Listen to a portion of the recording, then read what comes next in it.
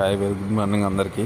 First of all నా channel చూస్తున్న వ్యూవర్స్కి, సబ్స్క్రైబర్స్కి అందరికీ వెరీ వెరీ థ్యాంక్ యూ. ఇది నాకు 3000 చేంజ్ సబ్స్క్రైబర్స్ అయ్యారు. అలాగే కొత్త వీడియోస్, కొత్త అప్డేట్స్ కోసం నా ఛానల్ చూస్తూ ఉండండి. ఎవరైతే కొత్త వాళ్ళు ఉంటారో లైక్ చేయండి, షేర్ చేయండి, సబ్స్క్రైబ్ చేసుకోండి. ఓకే అండి, మనం ఈరోజు టాపిక్లోకి వెళ్ళిపోదాం. నాకు కొంచెం ఒక గుడ్ ఇన్ఫర్మేషన్ తెలిసింది. సో దానికోసమే నేను వీడియో చేస్తున్నాను.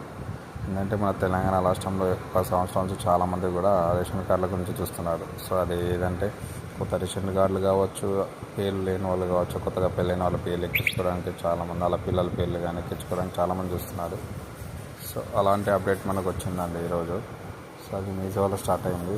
అదేంటిదంటే మనకు రేషన్ కార్డులో పేర్లు లేని వారు కావచ్చు, కొత్తగా పిల్లల పేర్లు ఎక్కించుకోవడానికి, లేకపోతే పెళ్ళైన వాళ్ళు ఉంటారు, వాళ్ళ పేర్లు నమోదు చేసుకోవడానికి మనకి ఏంటంటే ఈ రోజు నుంచి మీ సేవలో ఆన్లైన్ పోర్టల్లో అప్లికేషన్ స్టార్ట్ అవ్వడం జరిగిందంట.